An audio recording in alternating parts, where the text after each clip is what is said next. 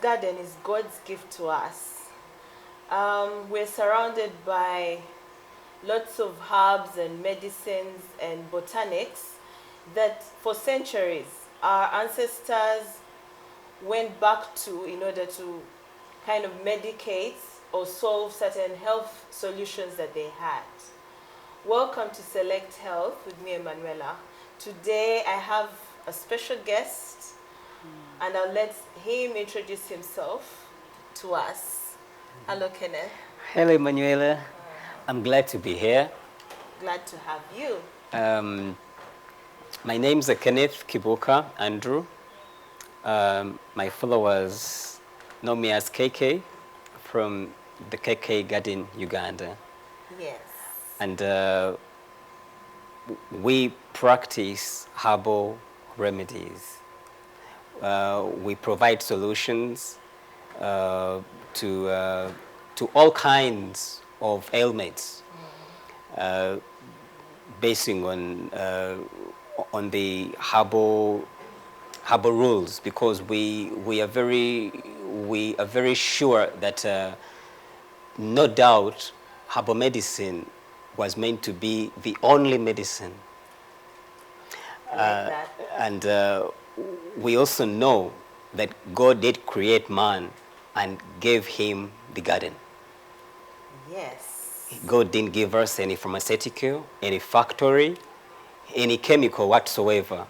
God gave us the garden. Yes. If we utilize the garden so well, it can solve majority or all our health problems. Yes. Oh wow, that is interesting. I do agree. We were well equipped with an amazing garden that we can turn to, and like I said in the beginning, for centuries, our ancestors had the solutions right there before them. But we see that with time, it kind of phased out a little bit, and people turned to modern medicine for these solutions for the different ailments that they have. Right now, we see that it is catching back on, for the truth probably is being rediscovered. There's a new truth, and that is the fact that herbal medicine has probably solutions that the modern medicine does not have. We've seen many people turn back to herbal medication, like say even in the Western world, but we have the modern doctors tell us that even their medication comes from nature itself, though obviously it has gone through lots of testing. They know the right kind of dosages, which herbalists do not know. So today we're going to be enlightened. I'm glad to have Keke on board. So Keke, let's just describe what is herbal medicine, what can we turn to, the discussion about it from the modern people. Yes. One, when man started getting busy due to environmental changes, Yes. society demands, there was probably need to modify the herb Yes. from a leaf to a powder to a tablet to a capsule. Yes. There has been so much research on how they can turn the herb from a cup of tea to a small capsule, a small dosage, so that we can ably have it on the move, on the run, on the plane. That has been good so far. But time came when taking this pill non-stop ends up aggressively distorting our nature. I'm talking about our body. You find that to make this capsule from the leaf or from the bark, we have to add in quite a number of chemicals. Yeah, additives. Some additives, preservatives that turn the chemical structure of the leaf or the bark or the spice. Yes. Now, that meant we were deviating from God's plan. That's true. When you deviate from God's plan, in the short term, it's okay, it is fine. In the long time, we are perishing non-stop until somebody had to come up and say, no, if we go back to God's plan, have time for our life, have time for our bodies, maybe we shall save a life.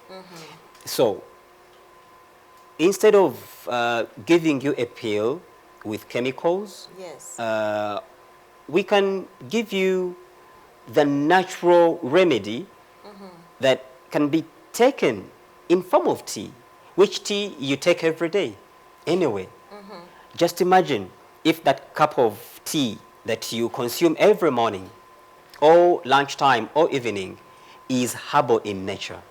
Because from food, we have the medicine. Our bodies appreciate nature.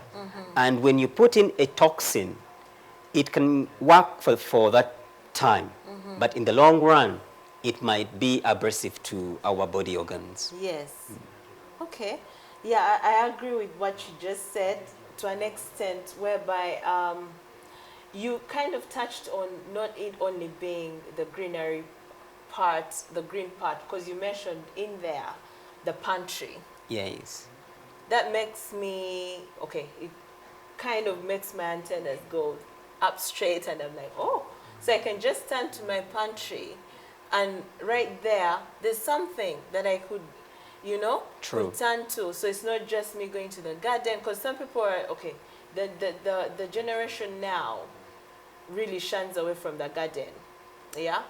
But there's things that you can buy from the market, like a lemon, and we're told the vitamin C in a lemon or in a pineapple helps boost your immunity to a certain level, even to help you deal with things like, say, COVID-19 that we're True. facing right now. True, true. So let's speak on that as well. Let us shine more light on it, not just being confined to the constraints of greenery. Though they say the more green the the plant, Yes.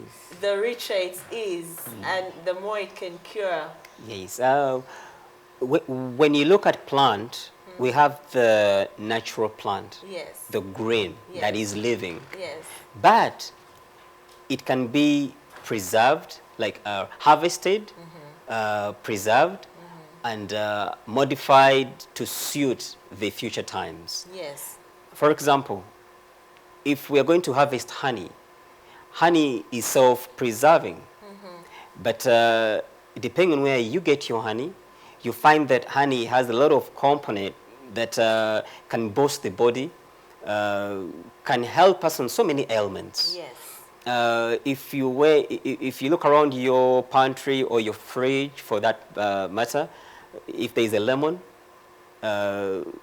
you'll find that just the lemon peel mixed with some ginger, with maybe some garlic and some honey, is one of the best syrups you can give any toddler, and it works like magic.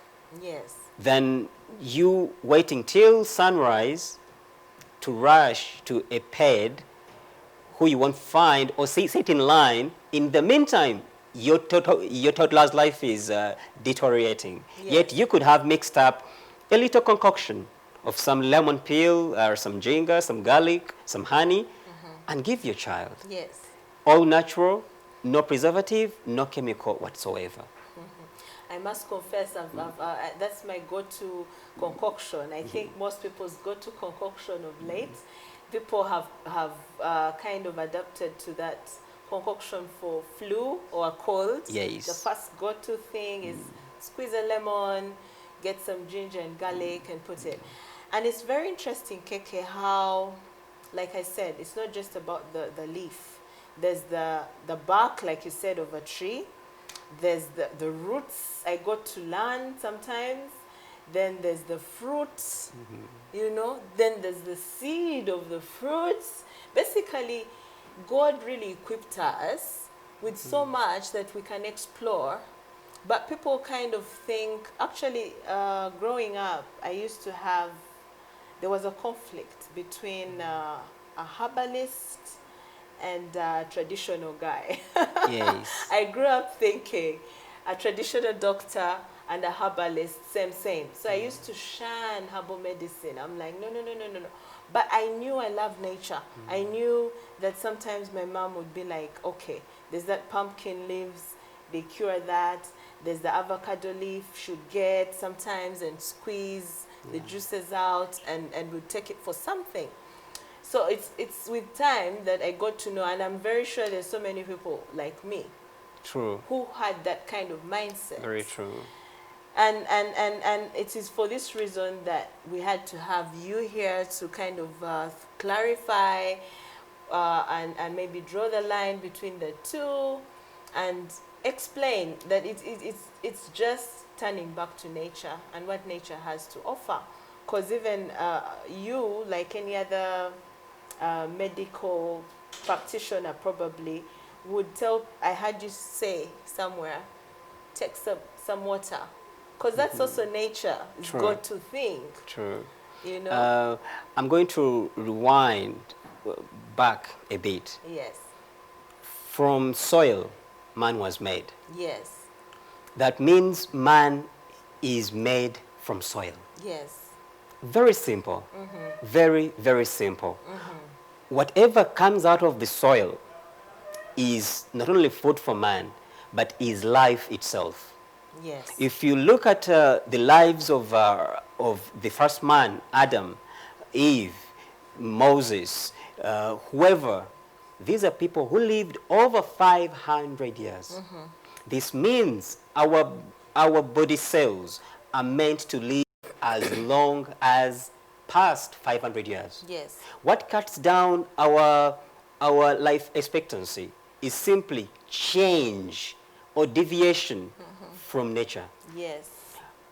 When we were growing up, we didn't grow up from the urban centers. That was a bonus. It was a gift.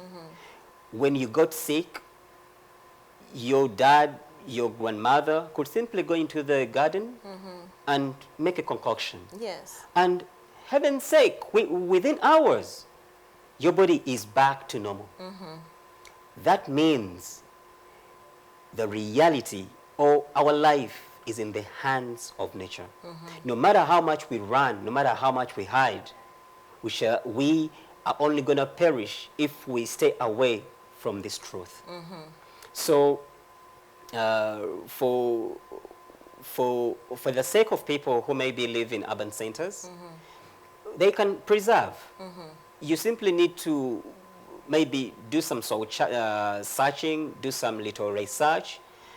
Every ailment, every disease has a solution with natural medicine. Yes, your question now about the dosage, people who try to relate the herbalist to the juju, witchcraft. For KK, I would speak for myself. Yes. Because I simply came into this out of a revelation. Yes. I was simply on a self-finding mission. Yes. I do this for the passion and pleasure, and I find a lot of pleasure out of what I do, mix or concoct. I don't have any medical background per se. I simply learn, read more, practice, and I leave the rest to God. Yes. So when it comes to dosage, KK, you say these are herbs. For how long am I going to take the herb? There is nothing on earth that doesn't have dosage. The research has been made. Even food. Even food. Yes. If you don't chew your food 32 times, it will be a problem. Or if you overeat, then that's gluttony. Exactly. I mean, you have to eat a certain portion. We don't want to encourage obesity. By the time science developed a dosage of malaria as a pill, it means there is a dosage for the herb. Yes. So if you go and do the research, you'll find that there is a particular dosage man has to take of the bitter leaf, of the purple leaf, of black seed, of black pepper, of turmeric. KK, I'm going to have to cut you short. We're going for a short break, and when we're back, we're going to pick up right from where we've left off just shortly. Thank you.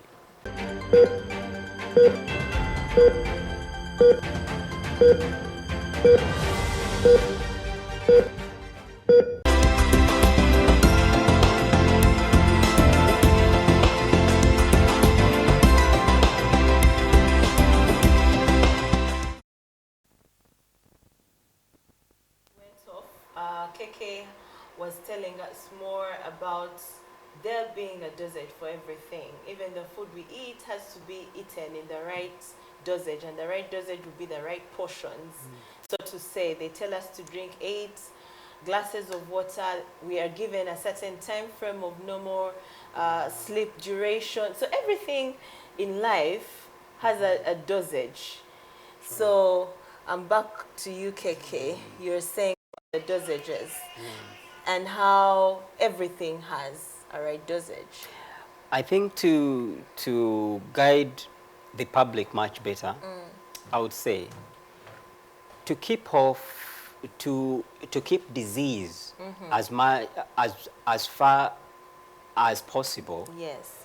We simply have to fight on our immunity. Yes. Naturally.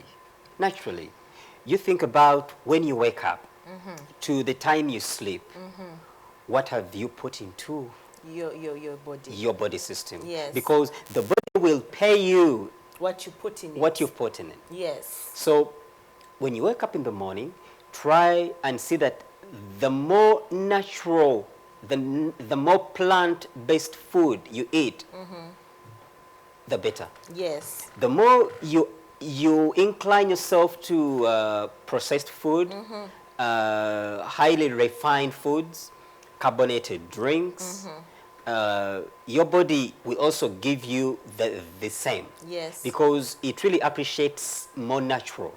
If you wake up on, say, a plate of fruits, have it on an empty stomach, it will easily be absorbed into the body. Yeah.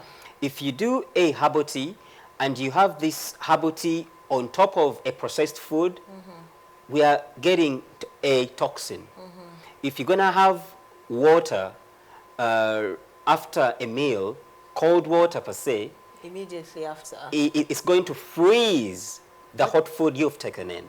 Okay. In turn, the good food becomes toxin. Wow. When you eat food after 9 and then you have a cold drink afterwards, you are simply going to sleep with toxins in your body.